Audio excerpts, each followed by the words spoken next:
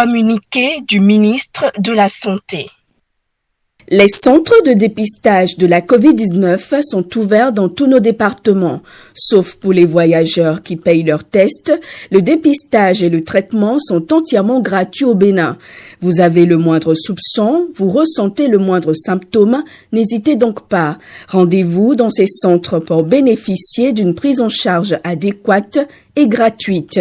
Ceci vous évitera, si vous êtes positif, les complications mortelles et permettra de ne pas exposer vos proches ainsi que les autres personnes que vous rencontrez dans vos activités.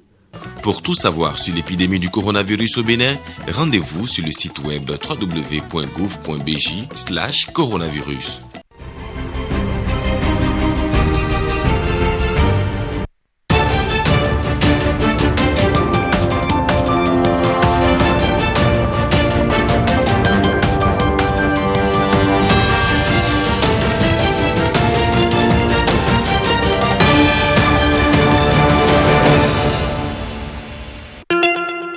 Attention, attention, la pandémie de Covid-19 n'est pas encore terminée. Le virus circule toujours. Des morts et des cas graves sont régulièrement enregistrés.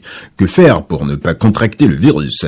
Il faut respecter les gestes barrières, c'est-à-dire porter systématiquement le masque en tout lieu public et dans toutes les situations à risque. Éviter les regroupements. Observer la distance de sécurité d'1 mètre au moins entre individus. Se laver fréquemment les mains à l'eau et au savon ou les désinfecter avec du gel hydroalcoolique. Nettoyer régulièrement les surfaces ou objets avec lesquels les mains peuvent être en contact, à savoir table, téléphone portable, poignée de porte, volant ou guidon lorsqu'on n'est pas seul à conduire les véhicules ou que les objets sont manipulés par plusieurs utilisateurs. Pour tout savoir sur l'épidémie du coronavirus au Bénin, rendez-vous sur le site web www.gouv.bj/coronavirus. Ceci est un message du gouvernement de la République du Bénin.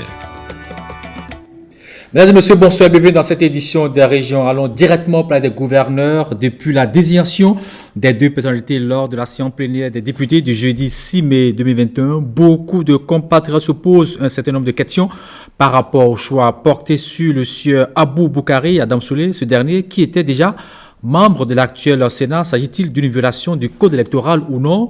James William Baguedi, porte-parole de l'Assemblée nationale, nous clarifie davantage. On l'écoute. Je peux vous dire sans embâche qu'il ne s'agit aucunement d'une violation du code électoral, ni même de l'actuel code, le nouveau, c'est celui qui est en vigueur depuis 2019, encore moins du code électoral antérieur, parce qu'il s'agit bien du conseil électoral cette fois-ci. Le conseil électoral qui est l'une des composantes de la nouvelle mouture de la Commission électorale nationale autonome. Et donc, en désignant M.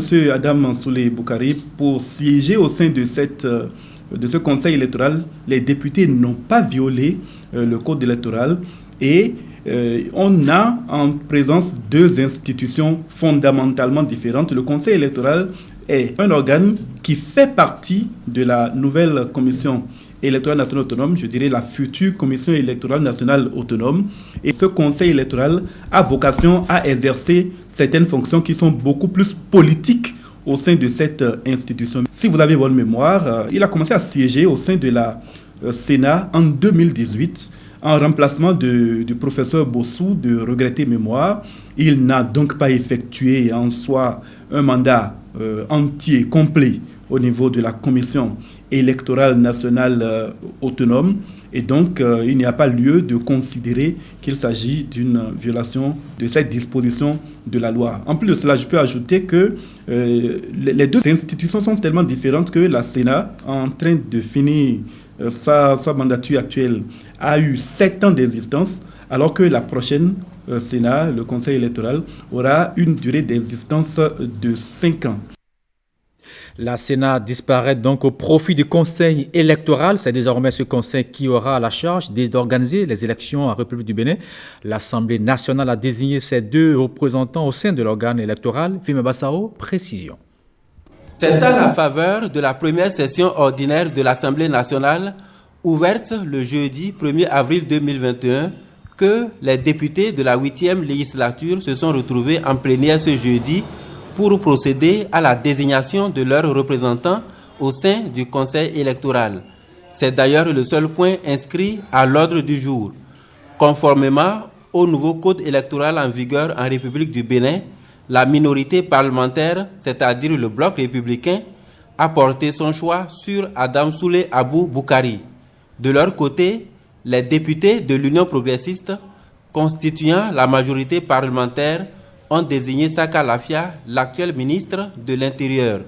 Les 3 autres membres du Conseil électoral sont désignés par le président de la République, les magistrats en leur sein et le chef de file de l'opposition à raison d'un représentant chacun. Le Conseil électoral est le nouvel organe appuyé d'une direction générale des élections en charge de l'organisation des élections en République du Bénin. La nouvelle structure remplace la Commission électorale nationale autonome Sénat conformément à la loi numéro 2019-43 portant code électoral. Le mandat de la Sénat prend fin le 13 juillet 2021. Changeons à présent de registre. Le syndicat des travailleurs du secteur de l'administration territoriale a tenu son premier congrès ordinaire ce jour. À l'occasion, un nouveau bureau a été mis en place. Les précisions avec un précieux Akweronou et Junis Setonji.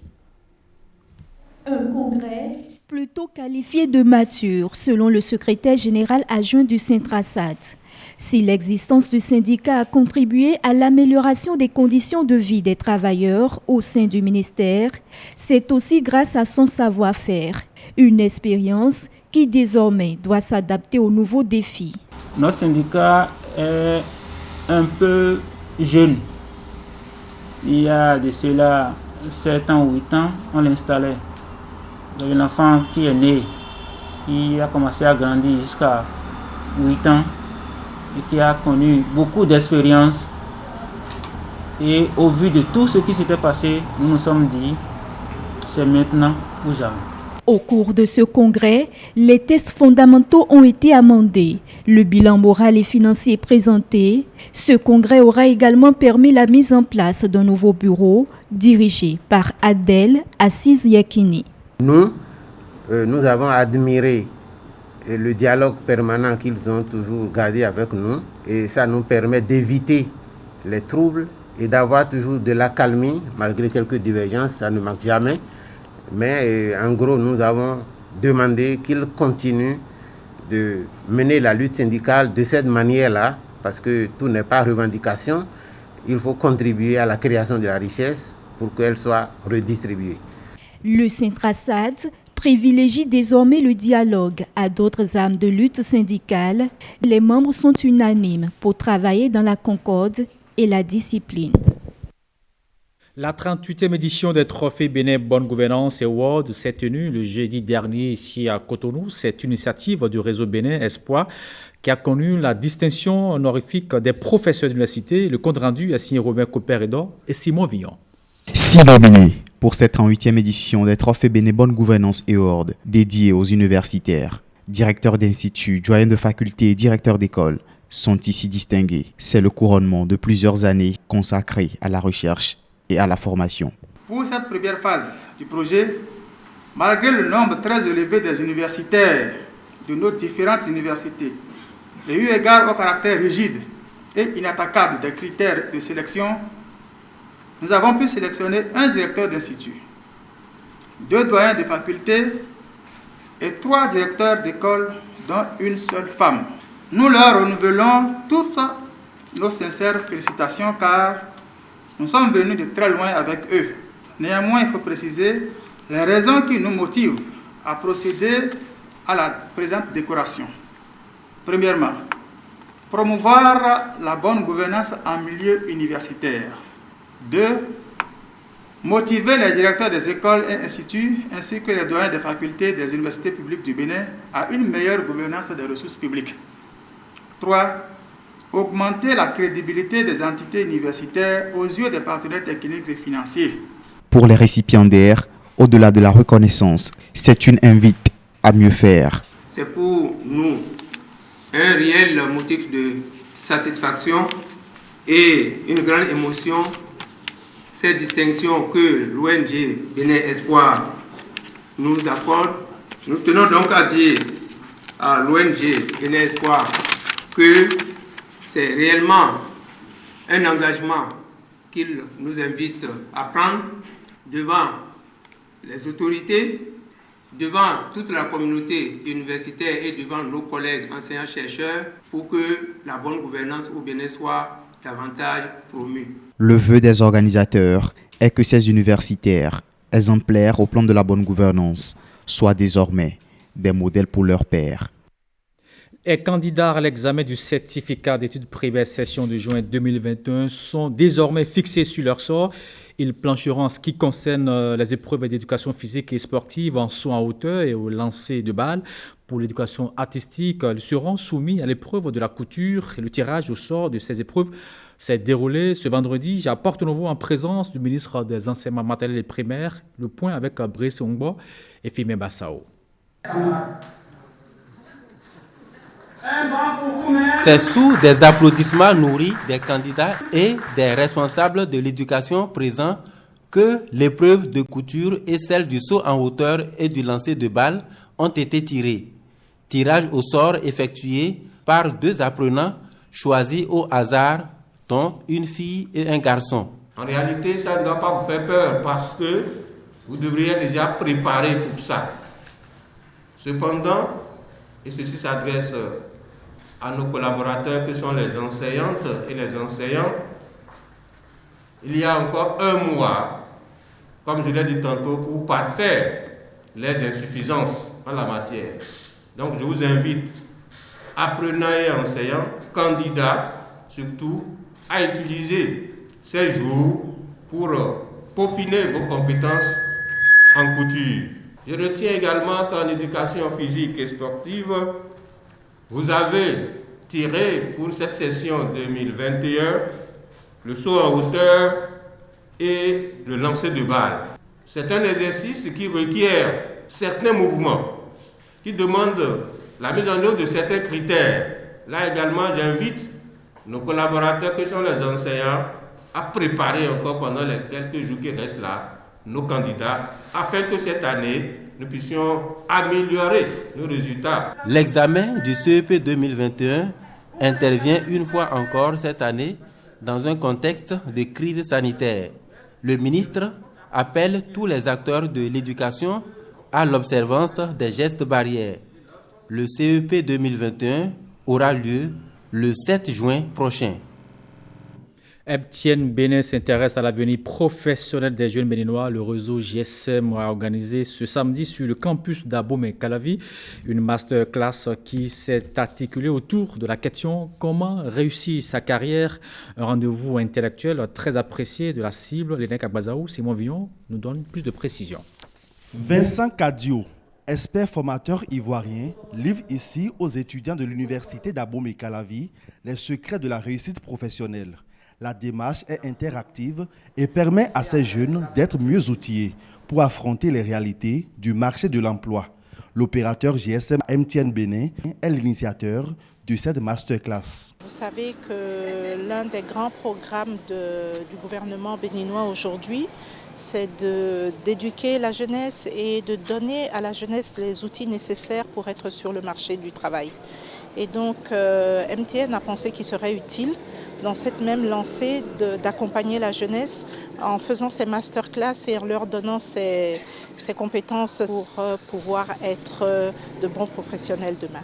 On a les diplômes, c'est vrai, mais ce que les entreprises achètent en réalité, c'est notre compétence, c'est notre capacité à produire des résultats. Et l'essentiel de mon message, c'était de leur dire que, en tant qu'étudiant, c'est maintenant qu'il faut chercher à acquérir les compétences qu'il faut. Cette approche pédagogique décontractée forge le mental des jeunes chercheurs d'emploi et leur permet de disposer de toutes les armes pour taper dans l'œil du recruteur. Je suis satisfaite parce qu'il y avait des erreurs que je commettais et je me suis rendu compte qu'après cette expérience, comme l'a dit le formateur, au bout d'1 mois, c'est un challenge, il faudrait passer à un autre stade pour pouvoir obtenir un emploi. Je remercie sincèrement MTN pour l'initiative car il n'y en a pas assez comme entreprise qui s'intéresse à la jeunesse aujourd'hui. Il y a une série de masterclass qui vont suivre dans différentes villes du pays pour que tout le monde puisse accéder à ce contenu qui permet de préparer cet avenir. Mais ce qu'il faut aussi dire, c'est que même si on n'est pas présent sur site, on peut assister à la masterclass sur la Yellow Vidéo de MTN et c'est gratuit sans utiliser le forfait Internet. Grâce donc à MTN Bénin, plusieurs étudiants vont profiter du partage d'expériences des coachs formateurs de divers horizons, avec la garantie de faire le pont entre connaissances académiques et vie professionnelle avec succès. Voilà qui vient boucler cette édition des régions. Retrouvez à 20h aux Yassounouvou, puis à 23h30. Restez bien un moment. Bonsoir chez vous et bon week-end. À demain.